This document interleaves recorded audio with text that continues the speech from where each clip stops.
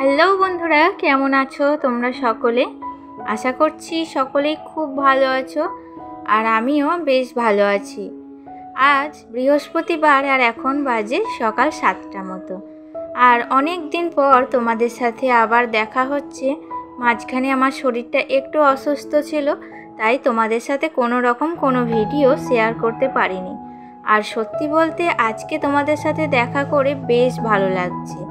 তো চলো দেরি না করে এখন থেকেই এই সুন্দর ব্লগটি শুরু করছি তোমাদের সকলকে সাথে নিয়ে। তো আজকে দেখো সকালের একেবারে আর্লি মর্নিং থেকেই ভিডিওটি শ্যুট করতে শুরু করে দিয়েছি। আর সকালবেলায় বাবুকে স্কুলে পাঠিয়ে দিয়েছি রেডি করে। তারপর আমি কিন্তু আমার সকালের যে বাসি কাজগুলো ছিল সেগুলো কিন্তু শুরু করছি। আসলে কালকে রাত্রিবেলায় ভাত করেছিলাম, তাই আজকে প্রচুর বাসন জমেছে।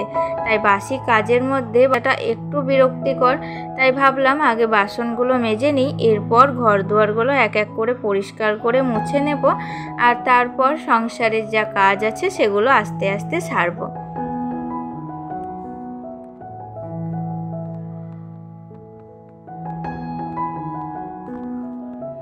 আর কি বলো তো, সংসারে কয়েকদিন একটু ছুটি কাটিয়ে আসার পর বাড়িতে কিন্তু এসে বেশ একটু হাঁপু হাঁপু লাগে। কেন বলো? কারণ দেখো সংসারে আমরা বেশ কয়েকদিন থাকি না, তো সেই সব জায়গাগুলো আবার আমাদের ডিপ ক্লিন করতে হয়, নতুনভাবে কাজ করতে হয়। তো এরকমভাবে গোছাতে না বেশ খানিকটা দেরি হয়ে যায় কাজে। তো যাই হোক, দেখো আমি এখানে বাসি কাপড়টা ছেড়ে নিয়েছি, আর তারপরে চলে এসেছি ঠাকুর ঘরে। তো অনেক দিন পর আবার ঠাকুর ঘরে এলাম, আর ঠাকুর ঘরে এসে কিন্তু আর্নিকটা প্রথমে সেরে নিলাম, আর পুজোটাও সেরে নিয়েছি। তো তারপর যে ভিডিওটা তারপর শ্যুট করেছি।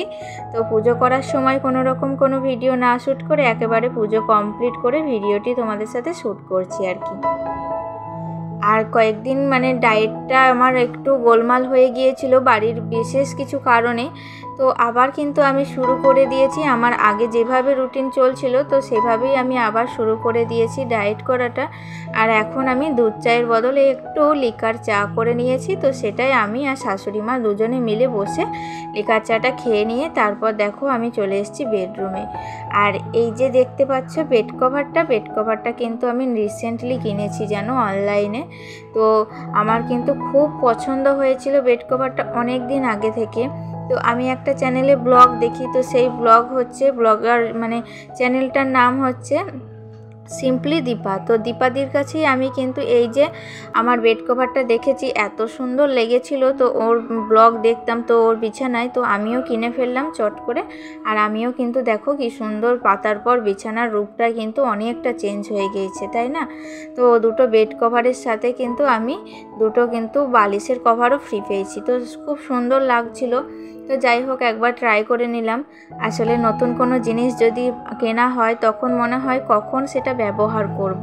এরকম একটা বাচ্চাদের মতো উদ্বেগ কিন্তু আমার মধ্যেও ছিল। তো তাই আমি দেখো খুব দেরি না করে আমি কিন্তু বিছানার বেড কভারটা বিছানার মধ্যে পেতে দিয়েছি, আর দেখতে কিন্তু খুব সুন্দর লাগছিল। তো যাই হোক, এখনও আমার ইচ্ছা আছে আরও দুটো বেড কভার কিন্তু অনলাইন থেকে কেনার, আমি দেখেও রেখেছি।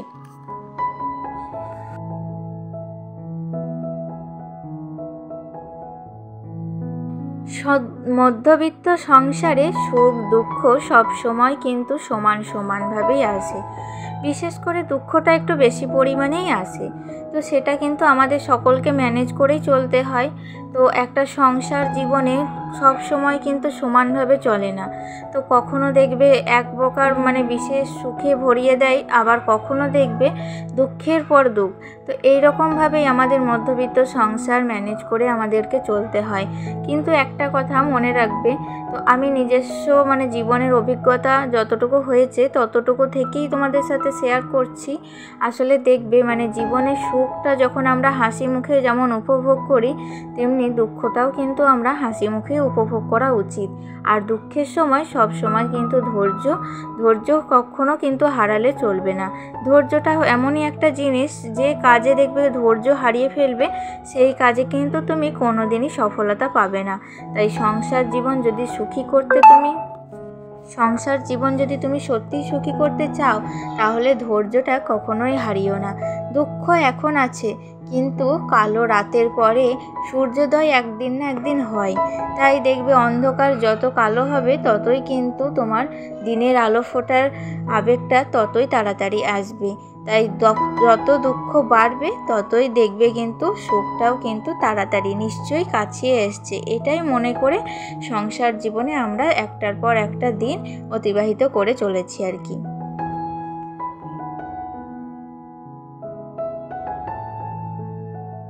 তো যাই হোক, দেখো আমি জলখাবারের জন্য এখানে একটু আলু ভেজে নিয়েছি, আর ততক্ষণেই বাবু স্কুল থেকে চলে এসেছে। আজকে বাবুর সেকেন্ড টার্ম এক্সামের কিন্তু মার্কশিট মানে রেজাল্টটা বেরিয়েছে। তো রেজাল্টে বাবু কিন্তু সেকেন্ড হয়েছে। তো যাই হোক, দেখো ও তো খুব খুশি, আর আমিও এদিকে ওকে জামা প্যান্ট ছাড়িয়ে খাইয়ে দিয়ে আমি রান্নার কাজে লেগে পড়েছি আর কি। তো দেখো আজকে বৃহস্পতিবার, নিরামিষ রান্না, তাই একটু পোস্ত বেটে নিচ্ছি, আলু পোস্ত করব, আর এদিকে একটু ডাল করব, মুগের ডাল। তো আলু পোস্ত, মুগের ডাল আর কিছু ভাজাভুজি করব আর কি। আর কি বলো তো, আজকে রান্নার কোনো ফুটেজ আমি তোমাদের সাথে শেয়ার করতে পারলাম না। রান্নার সময় ফোনটা আমার কাছে ছিল না, তাই দেখো রান্নাটা আমি অফ ক্যামেরাতেই সেরে নিয়েছি। আর রান্না করার পর নিচে সব কিছু পরিষ্কার করে এখন চলে এসেছি দোতলার ওপরে। আসলে আমাদের বাড়িতে বিশেষ একটা সমস্যা হওয়ায় আমার দিদি, জামাইবাবু সকলেই কিন্তু এখানে ছিল। তো তারা এখন চলে গিয়েছে, কিন্তু আমার এই যে ওপরের ঘর দুয়ারগুলো, সামনেই তো পুজো আসছে, তাই একটু পরিষ্কার পরিচ্ছন্ন, একটু ডিপ ক্লিন আজকে করব। আর বেশ কয়েকটা দিন আমি ছিলাম না, তাই তেমনভাবে একটা ক্লিন করা হয়নি। তাই ভাবলাম আজকে যখন তাড়াতাড়ি রান্না বান্না শেষ হয়ে গিয়েছে, তখন একটু ডিপ ক্লিন করা যাক আর কি। তাই এই ঘর ওই ঘর সব কিন্তু দেখো বিছানার বেড কভারগুলো আলাদা করে আগে থেকেই কিন্তু কেচে পেতে নিয়েছিলাম অফ ক্যামেরায়। আর এখন তারপর রুম দুটোকে ভালো করে ঝাড়ু দিয়ে নিয়েছি, আর তারপর কিন্তু আমি স্টিকটা দিয়ে একটু রুমগুলোকে মুছে নিয়েছি।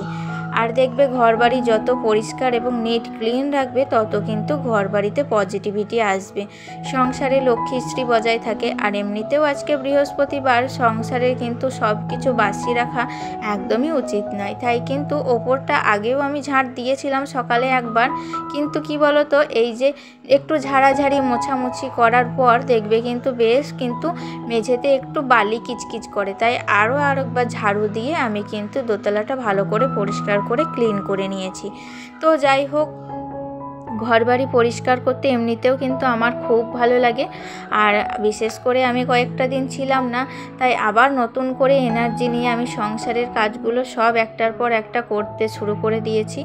আর আজকে সকাল থেকে এত পরিমাণে গরম ধরেছে যে গরমে কিন্তু প্রচণ্ড অসহ্য হচ্ছিল, মানে এত অস্বস্তিকর গরম ধরেছে। আর আমাদের দোতলার ওপরটা না বেশ গরম। তো যাই হোক, গরমের মধ্যে একা হাতে এই যে রান্না বান্না, তারপর ঘর দুয়ার পরিষ্কার, বেশ কিছু কিন্তু পরিশ্রম হয়ে গেল। তারপর কি বলো তো, এতটাই ক্লান্ত হয়ে গিয়েছিলাম, একটু দুপুরে স্নান টান সেরে নিয়ে রেস্ট নিয়েছিলাম খাওয়া দাওয়ার পর। আসলে বেশ কিছুটা দিন বাবুর টিউশনি, স্কুল সব কিছুই কামাই হয়েছে। তো আবারও সামনে পুজো আসছে, আবারও ছুটি পড়ে যাবে, তাই ভাবলাম আর কিছুই কামাই করা একদমই উচিত নয়। তাই একেবারে দেখো স্নান টান করে রেস্ট নিয়ে দুপুরের খাবারটা বেড়ে দিতে লাগলাম।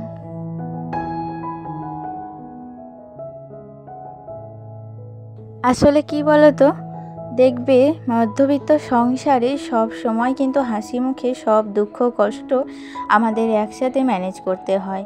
তেমনি আমাদের কিছুদিন আগেই একটু দুঃখ হয়েছিল, এখনও কিন্তু সেই দুঃখ আমরা কিন্তু অতিবাহিত করছি। তো মানুষের জীবনে কিন্তু একটার পর একটা বিশেষ করে দুঃখ আসে, তো সেগুলো কিন্তু ভগবান আমাদের পরীক্ষা নেন, মানে আমরা সেই দুঃখ কষ্ট সহ্য করতে পারছি কি না, এবং সেই সহ্য শক্তি নিয়েও কিন্তু আমরা সেই সংসার জীবন অতিবাহিত করছি কি না, এইরকমভাবেই ভগবান আমাদের বিভিন্ন রকম পরীক্ষা নেন। তো আমরা সেই পরীক্ষায় উত্তীর্ণ হতে পারছি কি না সেটাই কিন্তু তিনি দেখেন। তো তার পরীক্ষায় উত্তীর্ণ হতে গেলে সব সময় কিন্তু তোমার মনের শক্ত আর মনকে শক্ত করে রাখতে হবে, আর মনে অতিরিক্ত সাহস নিয়ে থাকতে হবে। তো এই দুটো কিন্তু সংসারে একদম প্রয়োজনীয়। তো দুপুরবেলায় খাওয়া দাওয়া করে নেওয়ার পর এখন দেখো আমি এখন রেডি হচ্ছি, কারণ ওই যে বললাম কয়েকদিন বাবুর টিউশনি, বাবুর স্কুল সব কিছুই অনেক কিন্তু কামাই হয়ে গিয়েছে। তাই আমি চেষ্টা করছি আর কোনো মতেই কিন্তু ওর স্কুল টিউশনি কামাই না করার। তো বাবু যেহেতু দেখো পরীক্ষার রেজাল্ট বেরিয়েছে, আবার কিন্তু দ্বিতীয় পরীক্ষার জন্য আবার নতুনভাবে জোর কদমে আমাদের কিন্তু প্রস্তুতি নিতে হবে। তাই এখন আমরা বিকেলবেলায় মা বেটায় চলে যাব ওর টিউশনি। তো যাই হোক, দেখতেই পাচ্ছ আমি তো ফুলফিল রেডি, আর এদিকে বাবু ওর ব্যাগপত্র সব গুছিয়ে রেডি হয়ে গিয়েছে। তো বন্ধুরা, আজকের মতো ভিডিওটি এখানেই শেষ করছি। আমার এই ছোট্ট ভিডিওটি ভালো লাগলে অবশ্যই লাইক করে দিও, পাশে থেকো। টাটা, দেখা হচ্ছে নেক্সট ভিডিও।